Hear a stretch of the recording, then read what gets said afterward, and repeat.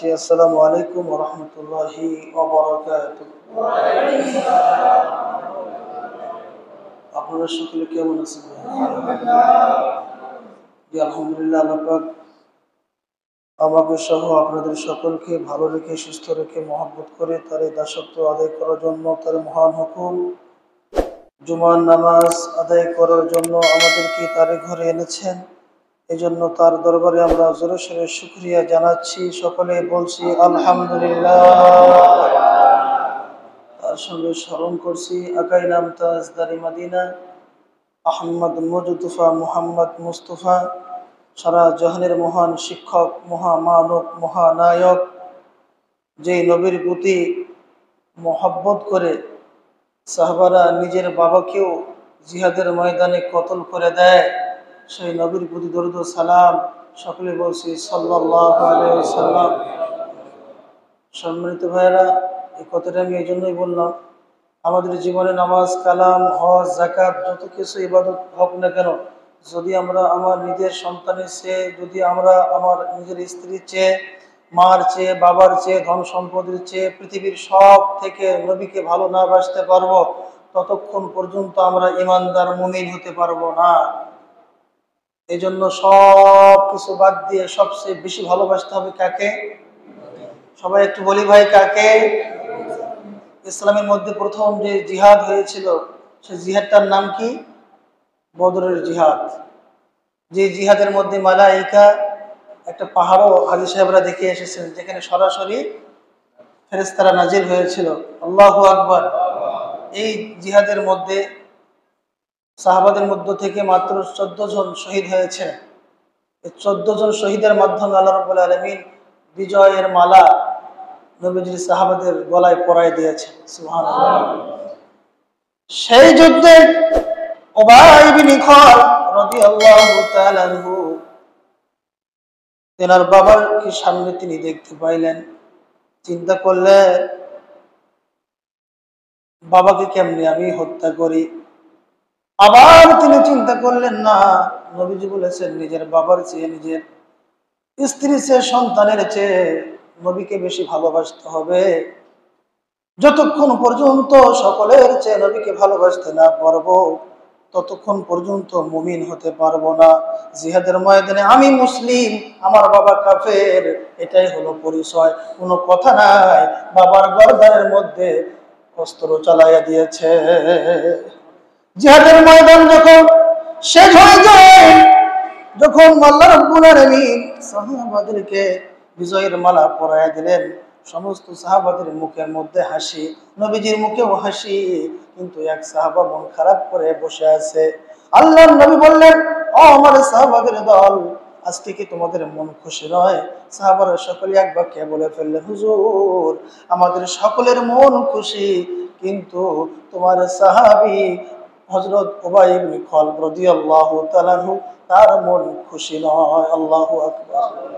আল্লাহর নবী উবাই ইবনে খালদকে ডাক দিলেন, ও উবাই ইবনে খালদ রাদিয়াল্লাহু তাআলা আনহু, তোমার মন বেজার কেন? তিনি ডাক দিয়ে বলেন, হুজুর, আমার জন্মদাতা পিতা জিহাদের ময়দানে আমার সামনে পড়ে গিয়েছিল, বিধায় আমি কাফের মনে করে তাকে হত্যা করেছি। রাসূল বললেন, আয় উবাই ইবনে খালদ, আমার বুকে আয়। দুটো হাত আগায় দিলেন, ওশার করে দিলেন, লম্বা করে দিলেন। উবাই ইবনে খালদ নবীজির বুকের মধ্যে আসলো। নবীজি বলেন, উবাই ইবনে খালদ, আমি আল্লাহর কাছে দোয়া করতেছি, তোমার প্রতি আল্লাহ খুশি, আমি রাসূল খুশি, তুমি সবার চেয়ে আমি নবীকে ভালোবেসেছো, আমি কথা দিলাম তোমার জন্য করে জাহান্নামের আগুন আল্লাহ হারাম করে দিয়েছে। ও আমার মুসল্লি ভাইয়েরা, সবার চেয়ে নবীজির আদর্শ, নবীজিকে ভালোবাসার দরকার আছে না নাই? আল্লাহ কবুল করুক, সকলে বলি আমিন। আমাদের সামনে কয়েকদিন পরে ইয়াউমে আশুরা, 10 মুহররম। এই 10 মুহররমটাকে আমরা কিভাবে চিনি ভাইয়া? সবাই চিনি হাসান এবং হুসাইন কারবালার ঘটনার মধ্যেই সীমাবদ্ধ, তাই না? এরকম মনে করি আমরা, কিন্তু আসলে হাদিসে কি এটা এসেছে? বলেন না। আল্লাহ রাসূল যখন এই যে আমি হাদিসটি পড়েছি বুখারী থেকে, সিয়ামু ইয়াউমি আশুরা আহতাসিবু আলাল্লাহি আন ইউকাফিরা সানাতাল্লাতী ক্বাবলা, আল্লাহ রাসূল যে নির্দেশ দিলেন রোজা থাকার জন্য, বুখারীতে হাদিসটি এসেছে। যখন নবীজি মক্কা থেকে মদিনায় গেলেন, গিয়ে দেখলেন ইহুদিরা সবাই রোজা আছেন। আল্লাহর নবী বললেন, তোমরা আজকে কেন রোজা আছো? ইহুদিরা বলল যে আমরা এই জন্য রোজা আছি, আল্লাহর উলুল আজম, যিনি একজন সিনিয়র নবী হযরত মূসা আলাইহিস সালাতু সালাম, আমাদের নবী পয়গম্বর, তেনাকে এবং তেনার জাতি সহ আল্লাহ রাব্বুল আলামিন সিয়ামু ইয়াউমি আশুরা, আশুরার দিনে 10 মুহররমের দিনে আল্লাহ রাব্বুল আলামিন ফিরাউনের হাত থেকে মুক্তি করে দিয়েছিলেন। এজন্য আমরা এই দিনে শুকরিয়া স্বরূপ রোজা রাখি। আল্লাহু আকবার বলেন। শুধু তাই নয়, এই দিনে আল্লাহ রাব্বুল আলামিন আমাদের নবীকে মুক্তি দিয়া আবার ফিরাউনকে লোহিত সাগরে চুবাইয়া চুবাইয়া মেরেছিলেন। আল্লাহু আকবার।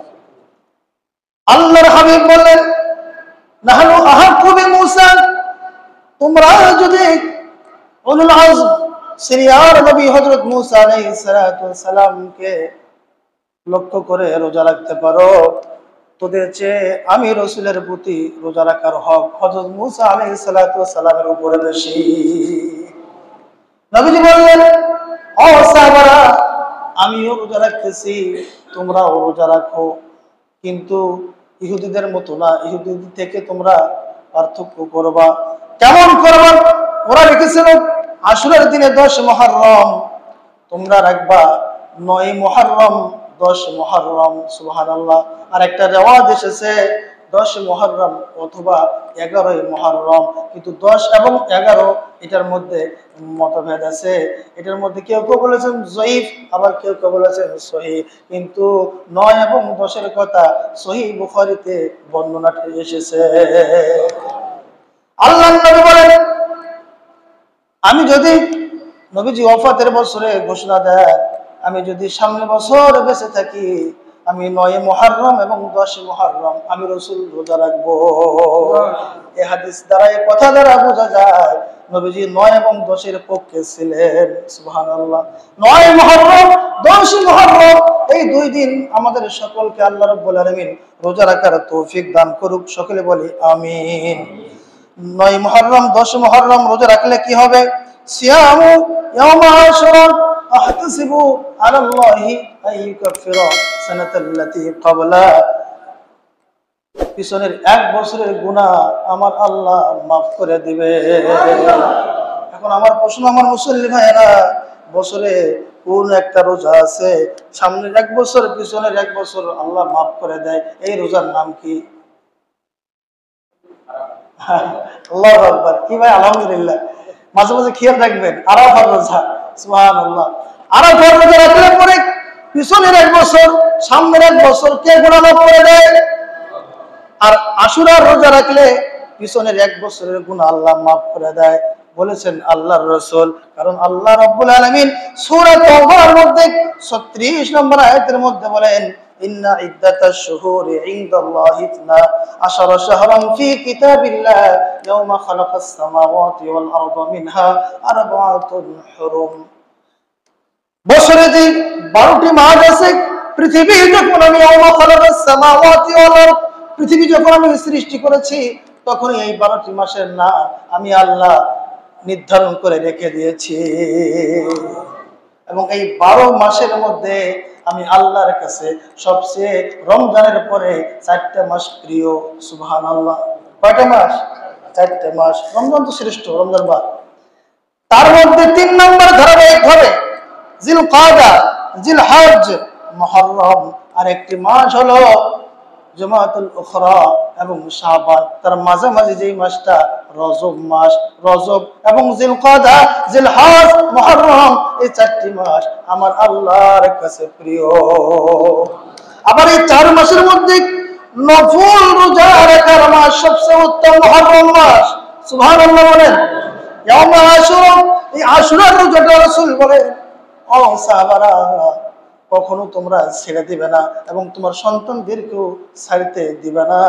হাদিসের মধ্যে এসেছে হযরত আব্বাস রাদিয়াল্লাহু তাআলা আনহু তিনি বর্ণনা করেন মদিনার মধ্যে যত সাহাবা ছিল আশুরার রোজাটি 9 এবং 10 এই দুইটি রোজা রাখার জন্য নিজেরা তো রাখতেন এবং ছোট্ট ছোট্ট বাচ্চাদেরকেও রাখার জন্য তেনারা তাগিদ দিতেন। হযরত আব্বাস রাদিয়াল্লাহু তাআলা আনহু বলেন মুহররমের রোজা ছাড়া অন্য কোন মাসের নফল রোজা রাখা এরকম দেখা যায়নি যে ছোট্ট ছোট্ট বাচ্চাদেরকেও রোজা রাখার জন্য তাগিদ দিয়েছে। শুধুমাত্র কেবলমাত্র মুহররমের রোজা 9 এবং 10 রাখার জন্য ছোট্ট ছোট্ট বাচ্চাদেরকেও তাগিদ দেওয়া হয়েছে, তারাও যেন বাদ না দেয়। হযরত আনাস রাদিয়াল্লাহু তাআলা বলেন এমনকি মদিনার সাহাবারা ছোট্ট ছোট্ট বাচ্চাদেরকে যখন রোজা রাখার ট্রেনিং দিতেন তাগিদ দিতেন রাখতে বলতেন রাখতো, ক্ষুধা লাগতো ছোট্ট ছোট্ট বাচ্চাদেরকে ছোট্ট ছোট্ট খেলনা দিয়া ছোট্ট ছোট্ট বিভিন্ন রকমের বিভিন্ন ধরনের খেলনা দিয়া তাদেরকে ক্ষুধা নিবারণ করত, ক্ষুধার কথা ভুলে যেন যায় এরকম বিভিন্ন কৌশল অবলম্বন করত। হযরত আনাস বলেন কারণ রাসূল বলেছেন যদিও বা 1 বছর বিগত 1 বছরের গুনাহ আল্লাহ মাফ করবে, কিন্তু রাসূল তাগিদ দিয়েছেন বিদায় মদিনার সাহাবারা বাচ্চাদের সঙ্গেও এরকম কাজ করে। আমরা করতে পারবো না ভাই ইনশাআল্লাহ? আর আমরা মরি কি নিয়ে? আর কি কারবালার ময়দান নিয়ে। কারবালার ময়দান আল্লাহ রাসূল থাকা অবস্থায় হয়েছিল না পরে? অনেক পরে। ও আমার মুসল্লি ভাইরা আজকে কথা বুঝতে হবে এবং মনোযোগ সহকারে শুনতে হবে। আল্লাহর হাবিব বলেন হযরত মুসা আলাইহিস সালাতু সালামের উপর আমার হক তোমাদেরও হক, এই জন্য আমরা 9-10 রোজা রাখি। এখন আমরা এটাকে নিয়ে এসেছি গোটা বাংলাদেশের মানুষ ছেলে 10 মুহররম হলো কারবালার ময়দান।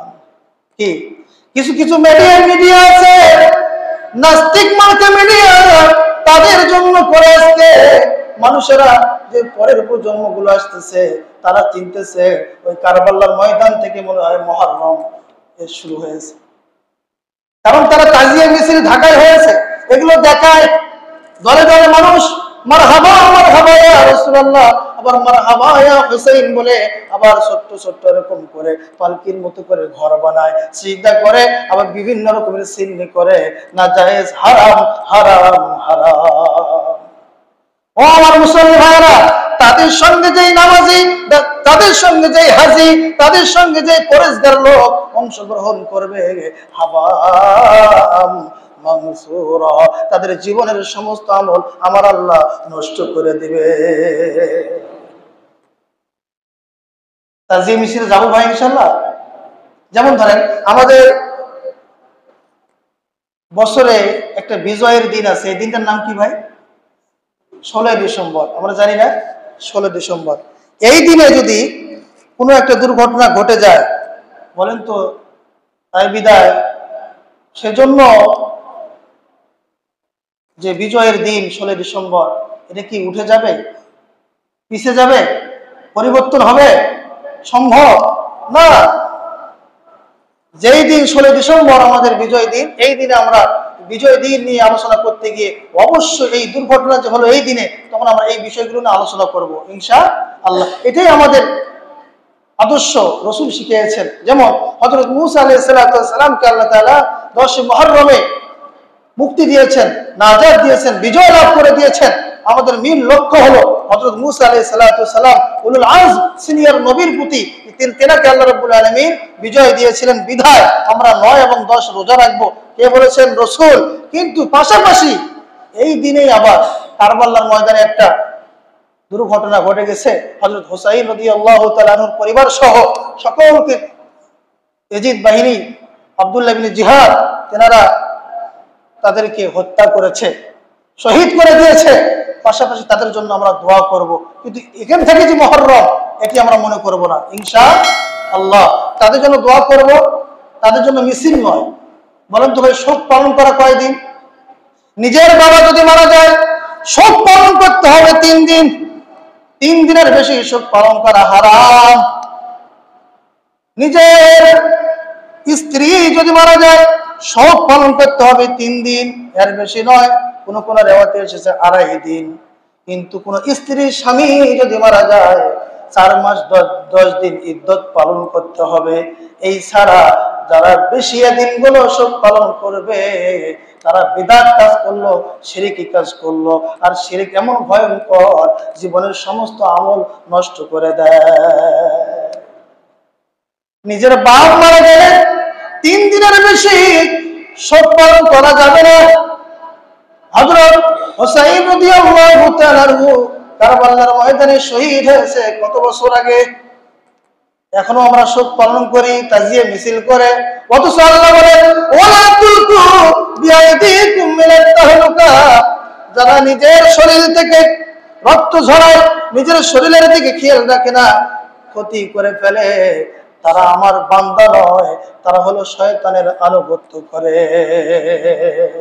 ওয়ালা তুলকু বিআইদিকুম ইলাত তাহলুকা, খবরদার খবরদার, তোমরা নিজের শরীরকে কখনো ধ্বংসের দিকে ঢেলে দিও না। অথচ আমরা তাজিয়া মিছিল করে এরকম জিনজির বানায়া এ হুসাইন বলে পিঠের মধ্যে আঘাত করে কি করি না? আমরা করি না, কিন্তু মুসলমান ভাইয়েরাই তো করে নাকি?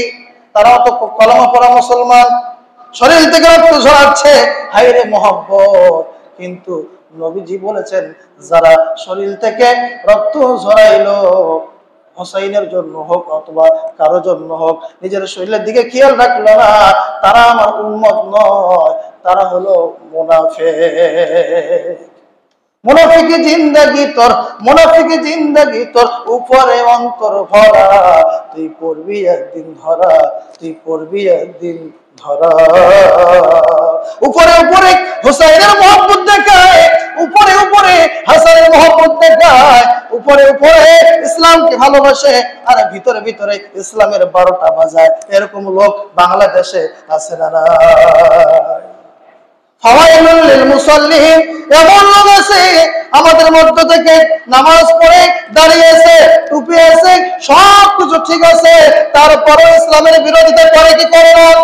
ও আমার মুসলমান ভাইরা, বড় বড় মুহাদ্দিস যারা আছেন, মুফাসসির যারা আছেন, তারা বলেন কিয়ামত পর্যন্ত নামাজের মধ্যে, মুসল্লিদের মধ্যে কিছু লোক থাকবে ফাওয়াইলুল লিল মুসাল্লিন। আল্লাহ বলে দিয়েছে তোমরা খেয়াল রাখবা, তারা লোক দেখানো ইবাদত করে, আমাকে রাজি খুশি করার জন্য নয়। রাসূলকে সাহাবারা জিজ্ঞাসা করলেন হুজুর আমরা কিভাবে তাদেরকে চিনবো?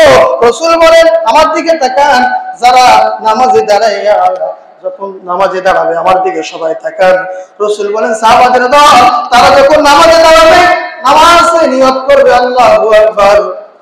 দেখেন নিয়ত করেছে, নিয়ত করতে করতে গাল চুলকাবে, আবার এই হাত দিয়ে ওই গাল চুলকাবে, আবার ঘাড় চুলকাবে, রুকুতে যখন যাবে এরকম করবে, আবার যখন উঠবে এরকম করবে, আবার যখন উঠবে আবার লুঙ্গি এরকম সোজা করবে। আল্লাহর হাবিব বলেন ফাওয়াইলুল লিল মুসাল্লিন, তারাই হলো লোক দেখানো নামাজি। নাউজুবিল্লাহ বলেন। হাদিসের নাম নাসাই শরীফ। হযরত নবীজির স্ত্রী আম্মা জান হযরত হাফসা রাদিয়াল্লাহু তাআলা আনহা তিনি বর্ণনা করেছেন, হযরত উমর রাদিয়াল্লাহু তাআলা আনহুর মেয়ে তিনি বর্ণনা করেন আল্লাহর রাসূল জীবনে 4টা কাজ ছাড়তেন না। ওই 4টা কাজ শোনার জন্য আমরা কি রাজি না? রাজি নাই? সবাই রাজি ভাই ইনশাআল্লাহ? 1 নাম্বার ফজরের সুন্নাহ নামাজ তিনি ছেড়ে দিতেন না। 2 নাম্বার মুহররমের রোজা তিনি ছাড়তেন না। 3 নাম্বার আইয়ামে 20, 13, 14, 15 এই 3টা রোজা মাসের 13, 14, 15 তিনি জীবনে ছাড়তেন না। ও আমার মুসল্লি ভাইরা, আম্মা জান হাফসা রাদিয়াল্লাহু তাআলা আনহা বলেন আল্লাহর রাসূল জীবনে কখনো তাহাজ্জুদ ছাড়তেন না। কারণ যত নফল রোজা রাখার জন্য যত মাস আছে, সব মাসের চেয়ে নফল রোজার মাস হলো মুহররম মাস।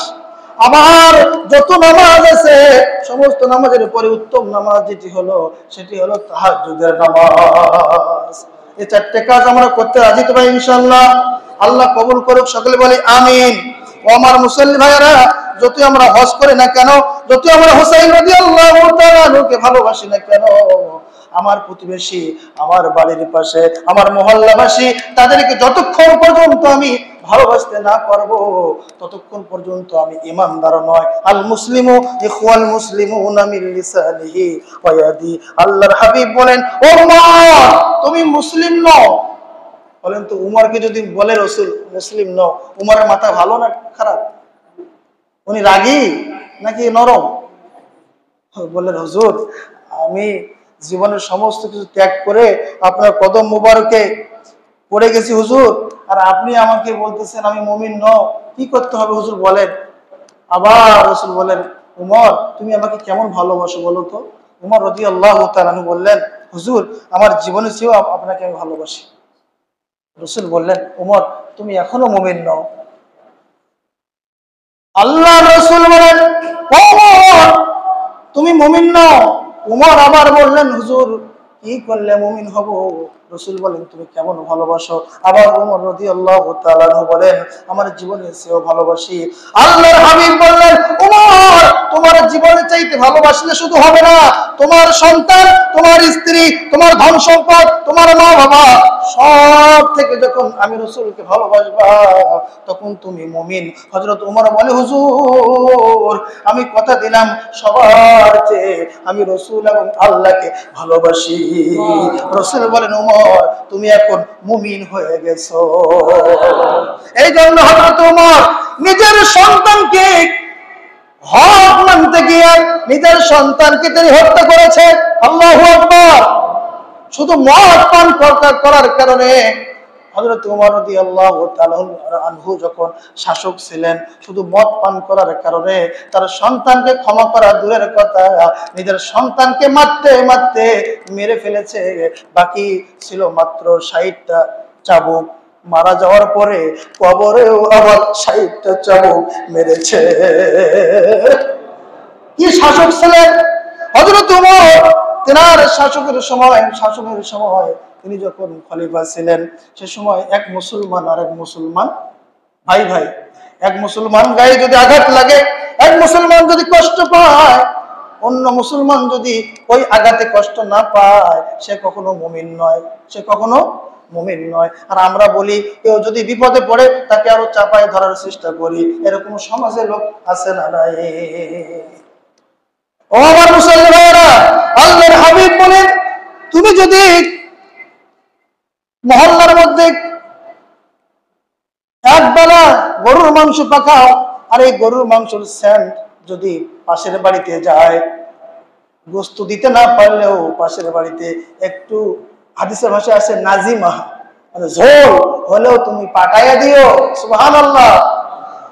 আবার আমার ছেলে, আমার সন্তান কমলা ছিলে ছিলে বাইরে খাচ্ছে, আর আমার প্রতিবেশীর একজন ভাইয়ের ছেলে এরকম চেয়ে চেয়ে দেখতেছে, মালটা কমলা খাইতে মন চায়, কিন্তু বাবার টাকা নাই, কিনে দিতে পারে না। আল্লাহর হাবিব বলেন, তোমার টাকা পয়সা আছে, তুমি যদি সন্তানকে খাওয়াইতে চাও, বাইরে নয়, ঘরে বসে বসে খাওয়াও। পাড়া প্রতিবেশী অথবা বাড়ির পাশে বাড়ির লোকেরা, ছোট ছোট সন্তানরা তোমার সন্তানের খাওয়া যেন দেখতে না পায়। আর যদি দেখাইতেই চাও, প্রতিবেশী যে বাড়ির সন্তান দেখলো, তারও হাতে একটা তুলে দাও। এর নাম হচ্ছে আল মুসলিমু ইখওয়াল মুসলিমুনা মিন লিসানি ওয়া ইয়াদি। ও আমার মুসল্লি ভাইরা, কথা ছিল হযরত ওমর রাদিয়াল্লাহু তাআলা আনহু, তিনি শাসনের সময় এক ব্যক্তি কথা তর্ক বিতর্ক করতে করতে উটের কাছে, উটের দড়ি ধরে দাঁড়াইয়া আছেন। ওই আল্লাহর বান্দা কথা তর্ক বিতর্ক করতে একটা ধাক্কা মারছে। ধাক্কা মারার সাথে সাথে তিনি বেহুশ হয়ে জমিনে পড়ে জ্ঞান হারাইয়া মৃত্যুবরণ করছে। হযরত উমরের কাছে বিচার। উমর রাদিয়াল্লাহু তাআলা আনহু বললেন, আসিন্না বিসসিন্নি ওয়াল জুরুহা কিসাস, হত্যার বদলে হত্যা, পুরো মাপ নাই। এনাকে ডাকা হলো, তুমি কেন তাকে হত্যা করছো? তিনি বললেন, হুজুর, আমি হত্যা করতে চাই নাই, কিন্তু কথা কাটাকাটি করতে করতে এক পর্যায়ে আমি যখন একটু আস্তে করে ধাক্কা মারছি, বেহুশ হয়ে জমিনে পড়ে মারা গেছে। আমি ক্ষমা চাচ্ছি, আমাকে ক্ষমা করে দেন। আল্লাহর নবীর সাহাবা হযরত ওমর, যেই ব্যক্তি মারা গেছেন, তার পরিবার থেকে 3টা সন্তানকে ডাক দিয়েছে। 3টা সন্তান হাজির হয়ে গেছে। হযরত ওমর বলে, ও আল্লাহর বান্দারা, তোমার বাবাকে যে হত্যা করেছে সে তোমাদের কাছে মাপ চায়, তোমরা মাপ দিবে কিনা বলো? তোমরা যদি মাপ দাও আমিও মাপ দিব, আমার আল্লাহ মাপ দিবে। ওই মৃত্যু ব্যক্তি 3 সন্তান বলে, না, আমিরুল মুমিনিন আমার বাবাকে হত্যা করেছে, কোনো টাকার বিনিময়ে না, আমরা তাকে ক্ষমা করব না, হত্যার বদলে হত্যা। হযরত ওমর বললেন, তোমাকে হত্যা করা হবে, তোমার কোনো আশা থাকলে বলো। তিনি তখন বললেন, আমিরুল মুমিনিন আমাকে হত্যা করেন, আমার কোনো আপত্তি নাই, কিন্তু আমার একটা ছোট্ট ভাই আছে, সমস্ত বাবার ধন সম্পদ টাকা পয়সাগুলো আমি বড় ভাই আমাকে বাবা দিয়ে গেছে, বাবাও নাই, আমার মা নাই। ও আমিরুল মুমিনিন, আমার ছোট ভাইয়ের হক গুলো সুন্দরভাবে আমি বুঝাইয়া দিয়া আমি 3 দিনের মধ্যে ফিরে আসব। আল্লাহু আকবার। আমরা হলে ফিরে আসতাম? আমিরুল মুমিনিন বলেন, না, ইসলামে এরকম কোন নিয়ম কানুন নাই। যার হত্যার রায় পাশ হয়ে যায় তাকে কোনো এককভাবে ছেড়ে দেওয়ার কোনো নিয়ম নাই। তোমার যদি কেউ জামিন নেয়, তুমি না আসলে পরে তাকে হত্যা করা হবে, এরকম কেউ যদি জামিন নেয় তাহলে তোমাকে ছেড়ে দেওয়া হবে। কে জামিন নেবে? এরকম সমাবেশে মসজিদ নববীর মধ্যে অনেক লোক বসে আছে, কেউ জামিন নেয় না, কেউ মাথা তোলে না, হাত তোলে না।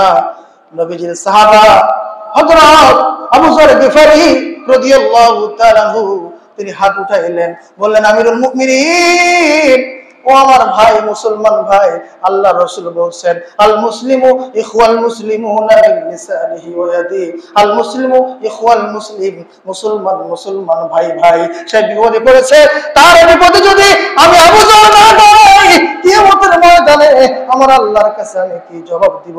আমিরুল মুমিনিন, আমি জামিন হয়ে গেলাম, সে যদি না আসে আমাকে আপনি হত্যা করবেন। আল্লাহু আকবার।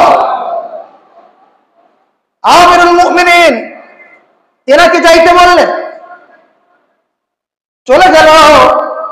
আবু যর গিফারি রাদিয়াল্লাহু তাআলা আনহু তেনাকে লক্ষ্য করে আমিরুল মুমিনিন হযরত ওমর বললেন, ও আবু যর, তুমি কি জানো, তাকে তুমি চেনো না, জানো না?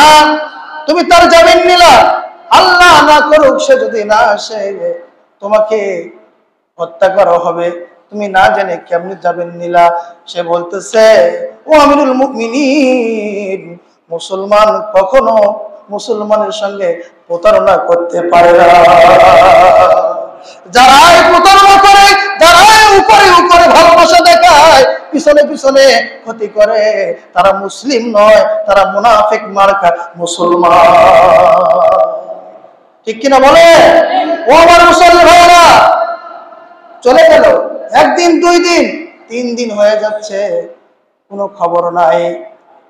দুপুর হয়ে গেল, বিকেল হয়ে গেল, খবর নাই। হযরত ওমর খবর পাঠিয়ে দিলেন আবু যর গিফারির বাসায়, ও আবু যর, তুমি জামিন নিয়েছো, তোমাকে হত্যা করা হবে, কতল করা হবে, তুমি প্রস্তুতি নাও, মাগরিবের নামাজের পরে তোমাকে কতল করা হবে, তুমি প্রস্তুত নাও। যার জামিন তুমি নিয়েছো মনে হয় সে আর আসবে না। এরকম করতে করতে আসর হয়ে গেল। আসরের পরে মাগরিব ধরে আসতেছে, সমস্ত সাহাবাদের দল হাজির হয়ে গেছে। আবু যরকেও সামনে আনা হয়েছে। আবু যর গিফারি রাদিয়াল্লাহু তাআলা আনহু তিনি নিজ দিকে মাথা করে মৃত্যুর জন্য প্রস্তুতি নিয়েছেন, আর আল্লাহকে বলতেছেন, আল্লাহ, মুসলমান কখনো মুসলমানের সঙ্গে প্রতারণা করতে পারে না। আল্লাহ, সে যদি না আসে আমি তার পক্ষ হয়ে নিজের জীবনকে দেওয়ার জন্য প্রস্তুত আছি। এরকম বলতে বলতে হঠাৎ করে লক্ষ্য করে সাহাবাদের দল দেখতেছে মরুভূমির মধ্য থেকে ঘোড়া নিয়ে খুব দ্রুত ভাবে হযরত ওমর রাদিয়াল্লাহু তাআলা আনহুর দরবারে ওই ব্যক্তি ছুটে আসতেছে। তেনাকে দেখে বলতেছেন, আমিরুল মুমিনিন। আবু যর গিফারিকে বলে, গিফারি রে, তো তোকে আর মরতে হবে না, তোকে আর হত্যা আমরা করব না, তুই বেঁচে গেলি, যার জামিন তুই নিয়েছি লক্ষ্য করে দেখ, সে ছুটে আসতেছে। আল্লাহু আকবার। সে যখন চলে আসলো, আমিরুল মুমিনিন বলে, যে ব্যক্তিকে মৃত্যুদণ্ড দেওয়া হবে, ফাঁসিতে ঝোলানোর কথা বলা হবে, তাকে যদি এককভাবে ছেড়ে দেওয়া হয়, সেই ব্যক্তি আর কখনো ফিরে আসতে পারে না। তুমি কি জানো না তোমাকে হত্যা করা হবে, আবার তুমি ফিরে আসলে কেন? সেই লোক ডাক দিয়ে বলে, হুজুর আমি বাসাও যাইতাম না, শুধুমাত্র গিয়েছি আমার ছোট্ট ভাইটা, সে তো ইয়েতিম, তার হক গুলো যদি আমি বুঝাই দিয়ে না আসি, আল হাক্কু মাররুন ওয়াল কুফরু বাতিলুন, হক কথা এবং হকের পক্ষে যদি আমি না থাকি, আমি নামাজ পড়ি নাই, আমার আল্লাহ মাফ করে দিতে পারে, আমি রোজা রাখি নাই, আমার আল্লাহ মাফ করে দিতে পারে, আমি যাকাত দেই নাই, ইচ্ছে করলে আমার আল্লাহ মাফ দিতে পারে, কিন্তু ভাই হইয়া ভাইয়ের হক যদি আমি নষ্ট করি, আমার আল্লাহ আমাকে মাফ করবে না। আল্লাহু আকবার। আমরা ভাইয়ের হক মারি না। ও আমার মুসল্লি ভাইরা, যাই হোক, তিনি বললেন, আমিরুল মুমিনিন আমি হক বুঝাইয়া দিয়া মৃত্যুর জন্য প্রস্তুত হয়ে এসেছি, এখন আপনি মৃত্যুর কাজ শুরু করেন, আমাকে মৃত্যুদণ্ড দেওয়ার আমার কোনো আপত্তি নাই। ওই মৃত্যু ব্যক্তির 3 সন্তান দাঁড়াইয়া আমিরুল মুমিনিন তেনাকে লক্ষ্য করে বলে, ও হযরত ওমর, ও আমাদের খলিফা, যে ব্যক্তি মৃত্যুর কথা শুনে 1 দিন 2 দিন 3 দিন পেরিয়ে গেল, বাসা থেকে আবার তিনি মৃত্যুর জন্য এখানে উপস্থিত হয়ে গেল, ফিরে আসলো, সেই ব্যক্তি আমার বাবাকে লক্ষ্য করে হত্যা করতে পারে না, সে আসলে খাস মুসলিম, সে মৃত্যুর ডর না করে সে যখন চলে এসেছে, আমরাও তাকে মাফ করে দিলাম। ও আমার মুসলমান ভাইরা, যখন আপনি আমি এক মুসলমান ভাইয়ের পাশে, বোনের পাশে দাঁড়াবো, ছোট্ট ছোট্ট বাচ্চাদেরকে খাওয়াবো, লালন পালন করব, মাথায় হাত দিয়ে দোয়া করব, আমরা তো ছোট্ট বাচ্চাদেরকে ভালোবাসা দূরের কথা, ছোট্ট বাচ্চা একটু শয়তানি করলো সহ্য করতে পারি না। ও আমার মুসলমান ভাইরা, আল্লাহর নবী একদিন এক ছোট্ট সাহাবাকে বললেন, যাও আমার মেসওয়াকটা এনে দাও। তিনি তখন বাসায় গেলেন, বাসায় যাওয়ার রাস্তায় তিনি দেখতেছেন একদল ছোট্ট ছোট্ট বাচ্চারা খেলা করতেছে। তখন নবীজি যে মেসওয়াক নিয়ে যাইতে বলেছেন, সেই কথা তিনি ভুলে গেছেন, ওই দলের সঙ্গে তিনিও খেলা শুরু করে দিয়েছেন। আল্লাহ রাসূল 1 ঘন্টা 2 ঘন্টা 3 ঘন্টা ওয়েট করার পরে তিনি নিজেই যখন বাসার দিকে রওনা দিলেন, রওনা দিয়ে দেখে রাস্তার পাশে একদল ছোট্ট বাচ্চাদের সঙ্গে ওই নবীর সাহাবা খেলাধুলা করতেছে। আমরা হলে মনে হয় আদর করতাম, বলতাম তোমাকে কতক্ষণ পাঠাইছি বেয়াদব, বলতাম কিনা? কিন্তু আল্লাহর নবী পাশে এসে মুস্কি হাসি দিলেন আর বললেন, বাবা তুমি খেলতেছো? সুবহানাল্লাহ বলেন।